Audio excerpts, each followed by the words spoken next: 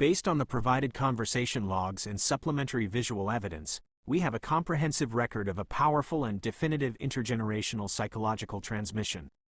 This is not merely a chat between relatives, it is a meticulous, strategic restructuring of a young person's cognitive, behavioral, and emotional architecture, conducted by an individual, the uncle, who has himself integrated a legacy of profound intergenerational resilience and autonomy derived from his own grandparent, the grandmother.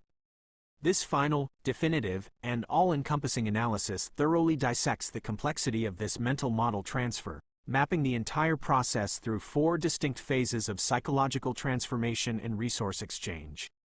We will trace the uncle's personal journey of evolutionary growth and then critically examine the systematic framework he constructs to empower his nephew, ensuring a complete, functional transfer of this unique mental OS. Phase 1. Tracing the evolutionary genetic matrix, uncle's origin and development. To fully comprehend the depth and sophistication of the framework the uncle constructs, we must first analyze his own mental development, which forms the core source code for this unique, uncle-style, system of autonomy and problem-solving. This analysis moves beyond mere biography into a detailed examination of intergenerational psychological capital.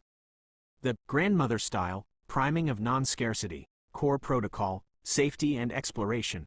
The entire system is anchored in the uncle's childhood experience at his grandmother's, a space defined by high psychological and behavioral tolerance. His vivid memories of being allowed to dismantle a television or break radios and video games are not mere anecdotes of mischief, they are critical markers of a non-scarcity mental model. In typical environments, resource limits impose constraints, and breaking valuables would elicit punishment. In this grandmother space, the absence of these constraints fostered a fear-free exploration of the material world. Breaking objects became a legitimate method of discovery, not a punishable transgression. This environmental setting, which the uncle describes as providing an endless sense of abundance, created an extremely stable, internal psychological safe base. The mental code for this is, my desire to explore is valid, resources are for my growth, and fear of failure, breakage will not paralyze me. This deep-seated sense of security and validation became the permanent, default operational background of the uncle's personality, allowing him to navigate the world without the habitual, internalized fear typical of many. The digital reformation, the uncle's personal upgrade, from subject to agent, the uncle did not just passively inhabit this safety. He actively utilized the tools it provided to forge his own agentive identity. His statement, "I used a computer to find back my youth," represents a profound, metacognitive act of self-integration through technology. The computer, which he later passes on as a tool of production to his nephew, was initially his own personal device for archival empowerment. By digitally processing, preserving, and defining the image of his younger self, the athletic, dribbling boy, in the sunglasses, he transformed a potentially fragile or fleeting memory into a stable, powerful cognitive artifact. This act of finding back his youth solidified a specific, idealized version of himself as a high-functioning individual with agency, capable of defining and controlling his own life trajectory. He didn't just grow up, he actively engineered a powerful persona through digital curation. This digital integration converted his grandmother's passive safety into a dynamic, agentive will to power, creating the strong man persona that we see in the later logs.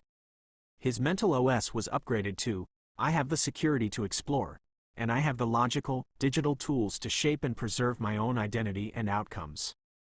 This is the highly integrated, autonomous uncle who enters the conversation.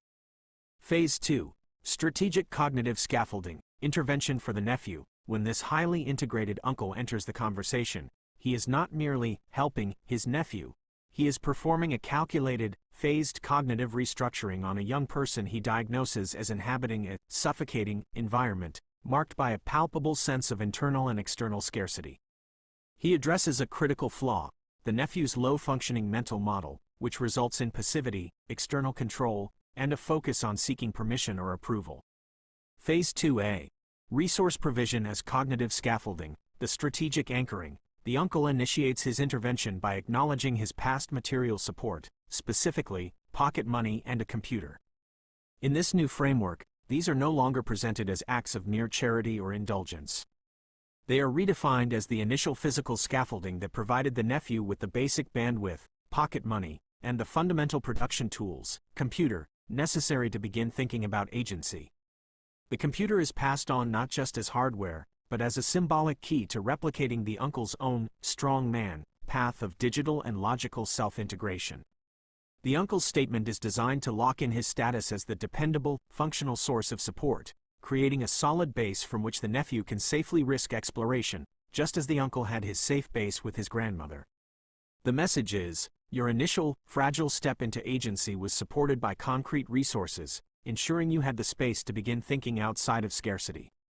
Phase 2b, Geographic and Psychological Cutting, establishing an autonomy vector. With the resource scaffolding identified, the uncle makes a powerful, directive intervention, encouraging the nephew to go to Tao, the outside. This is the strategic cut. He correctly identifies the nephew's local environment as suffocating, a psychological term for a space marked by negative, paralyzing feedback loops from family or local society. Moving away is not just a job search, it is a required spatial detachment to break these negative psychological patterns. He cannot build a high-functioning OS while running on the old, malware-infested environmental data. The encouragement to Tao, the outside, rather than Ku, the outside, which implies a more passive, center and periphery leaving, is highly specific. Tao implies a destination-oriented, purposeful arrival. The uncle is not pushing him away to wander, he is guiding him to arrive and establish a new, primary center of autonomy. He is helping the nephew build a clean operational zone, free from the old constraints. Phase 2c, Demolishing low-value coping mechanisms, scarcity model interruption. The uncle anticipates and directly neutralizes the nephew's next low-functioning move, an attempt to repay this debt or seek approval through a low-value gift, the image implied by, brought something over, or similar. This is a textbook example of a low-functioning individual using a small, symbolic material offering as a psychological palliative to alleviate their sense of inferiority and debt, thereby locking themselves into a position of weakness and dependency. The uncle performs a ruthless, necessary interruption of the scarcity loop. I don't need your gifts. I need your growth, that is the gift. By explicitly devaluing the material and demanding growth, a non-tangible, dynamic state, the uncle completely breaks the nephew's dependency script. He refuses to allow the nephew to buy off the debt with a small token, forcing him to understand that the only acceptable currency in this high-functioning relationship is increased personal value and competence. The message is, stop trying to appease and start trying to compete. Your growth is the only return I value. Phase 3, the final status update, desacralization and functionality transfer. This is the definitive moment of the intervention, the critical system lock-in phase. When the uncle displays the dribbling boy video image and the nephew responds with a "Cialo" sticker, the uncle makes the final, critical, and recursive system update to lock the new OS in. The recursive system update, final status lock-in and functionality definition. The uncle provides the absolute, definitive definition of the relationship, right? I am not a god in your eyes. I am your uncle. I am here to help you solve problems. This recursive definition, placed directly after the nephew's low-value, "Cialo" response, is a final, decisive move of desacralization and functional reframing. I am not a god, idol. This is a critical descarcity act. If the nephew views the uncle as a strong man, or god, he maintains his own weakness. He stays a weak individual admiring strength from a distance, which is another form of psychological paralysis. I am your uncle, here to help you solve problems. This is the power transfer. By defining himself as a problem-solving uncle, he moves the dynamic from passive admiration to active consultation. He becomes a functional tool, API, for the nephew to query. The uncle's strength is not a sacred attribute to be worshipped. It is a proven skill set to be learned and integrated. Strategic resource gating and logic query access. To lock in this functional relationship and prevent dependency, the uncle simultaneously closes and opens different access ports, closing the resource port, zeroing dependency. Of course, I will not give you pocket money and a computer anymore, you have to go earn it yourself. This is a definitive, unnegotiable resource gate. It is the last and most important part of the strong man code, forced value creation. The nephew must now build his own resource loops from scratch. Survival is no longer provided, it must be engineered. Opening the cognition port, Ji Li Zong Liang Shou Quan, but you can, just like asking for pocket money, ask me how to solve problems. This is a powerful, recursive link. He leverages the nephew's existing, comfortable, low-functioning behavioral pattern, asking for stuff, but rewires its target. The nephew is not cut off, he just needs to update his GET request from low-value material, pocket money, to high-value methodology, problem-solving data. The uncle remains the safe base, but now he is the safe base for high-risk cognitive growth, not for material survival. Phase 4. The completed intergenerational psychosynthesis. With this final status update and resource gating, the cycle is complete. The uncle has not just helped his nephew, he has performed a total intergenerational psychosynthesis. The full legacy, autonomy as a multi-generational chain. We can now map the complete psychohistory. Grandmother's non-scarcity, passive safety, provided the fear-free ground zero for exploration. Uncle's digital reclamation, active agency, converted that passive safety into agentive, controlled identity. He integrated and forged his strong man persona. Nephew's resource and cognitive lock, forced growth. The uncle, having fully integrated his grandmother's gift, provides the nephew with a more strategic intervention. He uses the nephew's existing weaknesses, dependency, external focus, to build a new, high-functioning OS from the old, low-value behavioral data. He turns a passive admirer into an active querier, using the safe base to force growth, not support stasis. The dribbling boy is a stable cognitive artifact for the nephew. When the uncle displays the image of his younger self, it is no longer a personal boast. In the context of, I am here to solve problems, it is now a powerful, definitive sample of the system's output. The image is not a god to worship, it is a stabilized, definitive marker of what a high-functioning life looks like, confident, in control, in a Tao state. It is the visual documentation of success that the uncle can now provide.